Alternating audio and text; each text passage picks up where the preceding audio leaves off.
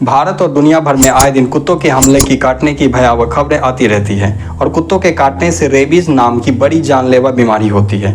इस बीमारी का वायरस इतना खतरनाक है कि यदि एक बार इंसान के सेंट्रल नर्वस सिस्टम तक पहुंच जाए तो 100% उस व्यक्ति की मृत्यु तय हो जाती है। कुत्तों के काटने के बाद लोगों की गई छोटी छोटी गलतियां उन्हें इन्फेक्शन के और करीब ले जाती है। सही सावधानियां बरतें और सही उपचार करें तो कुत्ते या किसी भी जानवर के काटने के बाद भी इस बीमारी से पूरी तरह से बचा जा सकता है। लोगों के जान को बचाया जा सकता है। हेलो एवरीवन, आदि हेल्थ एंड साइंसेज में आप सभी का बहुत बहुत स्वागत है। आज हम लोग हेल्थ शिक्षा के एपिसोड 2 में रेबीज नाम की बीमारी के बारे में समझेंगे। इसकी जटिलताओं को बहुत ही आसान भाषा में इसको समझने की कोशिश करेंगे। दरअसल हेल्थ शिक्षा सीरीज बनाने का मेरा उद्देश्य भी यही था कि अब स्वास्थ्य संबंधित विषयों की जटिलताओं को बहुत ही आसान तरीके से आप लोगों को समझाया जा सके, आप लोगों के सामने रखा जा सके। चाहे आप एक टीचर हो, स्टूडेंट हो, नॉन मेडिकल प्रोफेशनल हो, आप एक कोई वर्किंग प्रोफेशनल हो, आप कोई भी हो, हम ऐसे विषयों को आपके सामने लाते हैं और आगे भी लाएंगे जो आपके आम जीवन में बहुत ही मददगार होने वाला है और इसकी जानकारी होना हर व्यक्ति के लिए जरूरी है। अगर आपको मेरा काम पसंद आता है तो वीडियो को लाइक करें, चैनल को सब्सक्राइब करें और अपने फ्रेंड्स फैमिली ग्रुप में इस वीडियो को जरूर से शेयर करें। आगे भी बहुत सारे विषयों पर बहुत ही अच्छे अच्छे वीडियोस आने वाले हैं। तो चलिए शुरू करते हैं। रेबीज एक ऐसी बीमारी है जो वायरस से होती है और ये वायरस आमतौर पर लोगों में यानी इंसानों में जो है ना वो कुत्ते के काटने की वजह से होता है। आमतौर पर ऐसे और भी जानवर होते हैं जैसे बिल्ली, बंदर या फिर और भी सारे जानवर से, तो उनके काटने की वजह से भी रेबीज होता है। लेकिन ज़्यादातर केसेस, लगभग 96 to 99% केसेस जो है ना वो है इंसानों में। रेबीज होने का जो नंबर है वो कुत्तों के काटने या कुत्तों के एसोसिएशन या कुत्तों के इन्वॉल्वमेंट की वजह से ही होता है। ठीक है, तो ये रेबीज है। होता ये है कि रेबीज पहले जानवर में इन्फेक्ट होता है, यानी पहले कुत्ते जो होते हैं वो इन्फेक्टेड होते हैं और वो कुत्ता अगर किसी इंसान को काट ले, स्क्रैच कर दे या उनके वुंड पे अपना सलाइवा लगा दे या फिर इस तरीके से इन्फेक्शन जो है सलाइवा की यानी डॉग के सलाइवा से जो है वो इंसानों में आ जाए तो फिर वहाँ पे डॉग जो इन्फेक्टेड डॉग है वो इंसानों को इन्फेक्ट कर देता है, यानी वो इन्फेक्शन स्प्रेड होता है डॉग टू ह्यूमन में। बेसिकली ऐसा है। अब ये रेबीज कितना खतरनाक है, तो बेसिकली ऐसा कहा जाता है कि इसका साइन एंड सिम्टम अपीयर हो गया अगर ये रेबीज का वायरस इंसानों में, अगर इंसान के सेंट्रल नर्वस सिस्टम जो ब्रेन और स्पाइनल कॉर्ड जिसको हम कहते हैं वहाँ तक अगर पहुँच गया ना तो फिर लोगों के बचने के चांसेस बिल्कुल भी नहीं है। वहाँ पे इंसान का डेथ 100% कन्फर्म होता है। मैंने बहुत सारे ऐसे जैसे WHO हो गया या गवर्नमेंट ऑफ इंडिया की वेबसाइट्स, अलग अलग पोर्टल पे मैंने कहीं हर जगह ढूंढने की कोशिश किया कि कहीं पे तो 99% लिखा हो, कहीं पे तो 99.9% और नहीं, बिल्कुल भी नहीं। कहीं पे मुझे 99% का डेटा नहीं मिला। वहाँ पे 100% डेथ कन्फर्म होता है।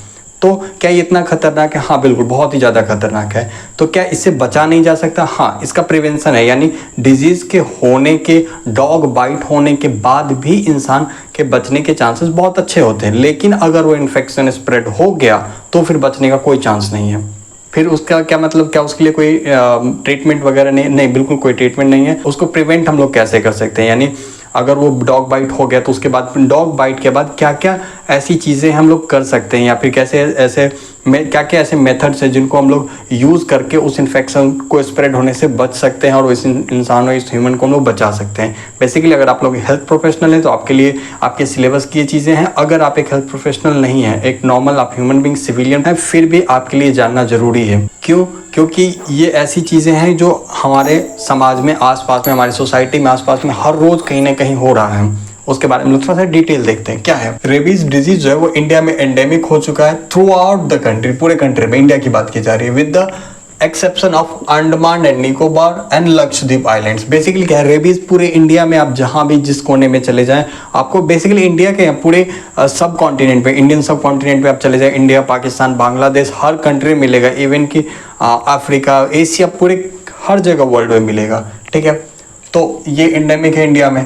The cases occur through out the year, ये पूरे साल इसके केसेस मिलते हैं। About 96% of mortality and morbidity is associated with dog bites and scratches। Basically क्या है कि रेबीज के जो केसेस है इंडिया में जो पूरे साल आते हैं उसमें से लगभग 96% जो केसेस होते हैं उनमें डॉग बाइट या डॉग स्क्रैचेस, यानी या तो कुत्ते ने काट लिया हो या कुत्ते ने खरोच लिया हो, डॉग के स्क्रैचेस, उसके वजह से भी रेबीज के इन्फेक्शन स्प्रेड होते हैं। और उन सारे इन्फेक्शन, यानी अगर हम लोग फॉर एग्जांपल इमेजिन करें कि इंडिया में साल भर में 100 केसेस आते हैं रेबीज के, तो उसमें से क्या है कि 96 केसेस ना सिर्फ और सिर्फ डॉग के वजह से होते हैं। और वर्ल्ड का क्या नंबर है, तो वर्ल्ड में है 99। ओके, तो दुनिया भर में जितने भी, अगर साल भर में मान लें फॉर एग्जांपल कि दुनिया भर में साल भर में 100 केसेस आते होंगे रेबीज के, तो उसमें से 99 केसेस डॉग के वजह से ही आते हैं। और क्या क्या है, तो और भी एनिमल्स इन्वॉल्व होते हैं, जैसे कैट्स हो गया, wolves, jackal, mongoose and monkeys are other important reservoirs. Basically क्या है कि और भी एनिमल्स हैं जो इस चीज़ों में इन्वॉल्व होते हैं, यानी उनके वजह से भी रेबीज स्प्रेड होते हैं। लेकिन डॉग 96% केसेस के बाद, this is so big number, causes tens of thousands of deaths annually with 40। Okay, ये क्या है कि अकॉर्डिंग टू WHO साल भर में पूरी दुनिया भर में दसियों हजारों डेथ होते हैं ड्यू टू रेबीज, यानी रेबीज की वजह से साल भर में दुनिया भर में हजारों डेथ होते हैं। लेकिन इसमें क्या है कि 40% जो डेथ होते हैं ना बीइंग चिल्ड्रन अंडर 15 ईयर्स, यानी कितना डेंजरस है आप सोच सकते हैं कि जितने भी केसेस होते हैं उसमें से 40%, यानी अगर हम लोग फिर से वहीं पे आ जाए कि अगर साल भर में ना 100 केसेस 100 डेथ अगर रेबीज की वजह से होते हैं ना, तो उसमें से 40 ऐसे केसेस होते हैं, ऐसे पेशेंट होते हैं जिनकी उम्र क्या होती है 15 साल से कम होती है। और क्या है, as per available information rabies causes 18 to 20,000 deaths every year. India की जब हम लोग बात करेंगे ना, यहाँ पे इंडिया की नंबर है, तो इंडिया में लगभग साल भर में जो भी अवेलेबल इंफॉर्मेशन है उसके अकॉर्डिंग ना साल भर में 18,000 से 20,000 डेथ सिर्फ और सिर्फ रेबीज के वजह से हो जाता है।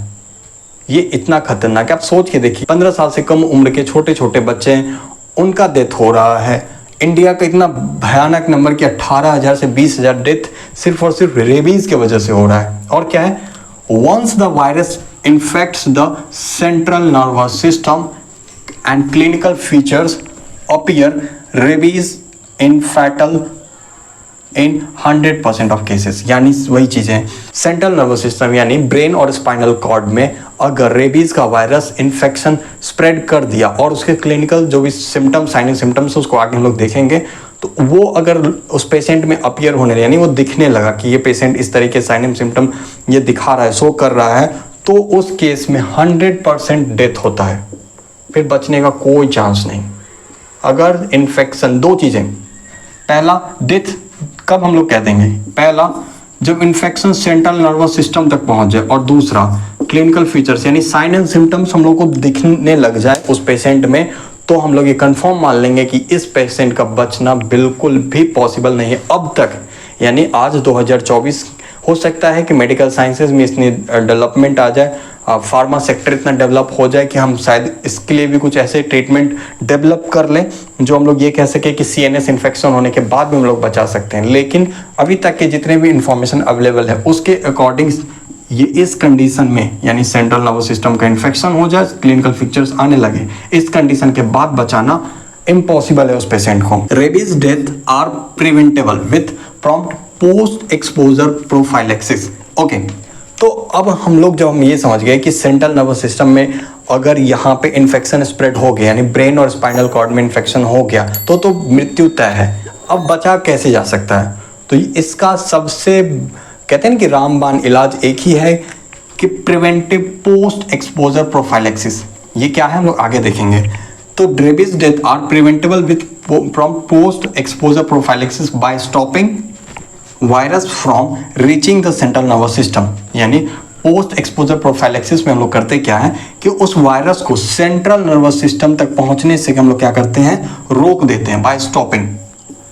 तो हम लोग वायरस को सेंट्रल नर्वस सिस्टम नहीं पहुंचने देते हैं, सेंट्रल नर्वस सिस्टम तक इन्फेक्शन स्प्रेड होने ही नहीं देते हैं। कैसे? Post exposure prophylaxis consist of thorough wound washing. इसके भी आगे डिटेल, वुंड वॉशिंग यानी वो जो घाव होगा उसका भी वॉशिंग करने का एक प्रॉपर टेक्निक है, एक प्रॉपर मेथड है। लोग काफ़ी गलतियां करते हैं, यहाँ पे मैं इन चीज़ों को आगे डील करूंगा।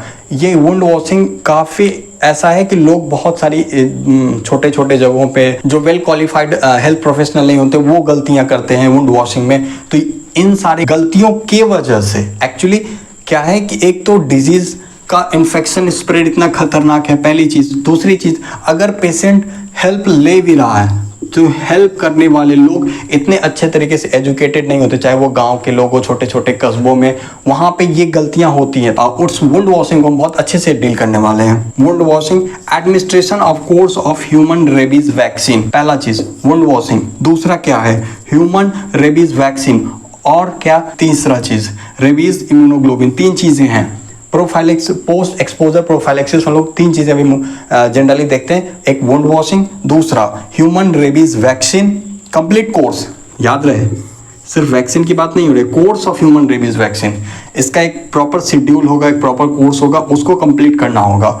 दूसरा ये था। और तीसरा इम्यूनोग्लोबिन, जब हम लोग डॉक्टर इंडिकेट करते हैं कि अच्छा इनको रेबीज इम्यूनोग्लोबिन चलाना होगा तो उनको रेबीज इम्यूनोग्लोबुलिन भी चलाया जाता है। इफ अ पर्सन बीटन और scratched by a potentially rabies animal they should immediately and always seek post exposure prophylaxis care. Basically कि अगर कोई पर्सन डॉग बाइट है या फिर स्क्रैच है तो उसको इमीडिएटली और हर बार जब भी हो जाए पोस्ट एक्सपोजर प्रोफाइलैक्सिस, जिसको PEP हम लोग बोल रहे हैं, हमेशा यानी ऑलवेज और इमीडिएटली जितना जल्दी हो सके वो अपना ट्रीटमेंट यहाँ से स्टार्ट कर सकते हैं। अभी तक हम लोग ये समझें, रेबीज इन्फेक्शन, रेबीज वायरस अगर सेंट्रल नर्वस सिस्टम तक पहुंच गया तो फिर कोई ट्रीटमेंट कुछ काम नहीं है, वहाँ पे फिर सिम्टोमेटिक मैनेजमेंट होता है पर उस पेशेंट को आप बचा नहीं सकते, ये कन्फर्म होता है। बचाया कब जा सकता है कि जब इन्फेक्शन सेंट्रल नर्वस सिस्टम तक नहीं पहुंचा है, यानी जितना जल्दी जल्दी पोस्ट एक्सपोजर प्रोफाइलैक्सिस स्टार्ट कर दें तो बचाया जा सकता है।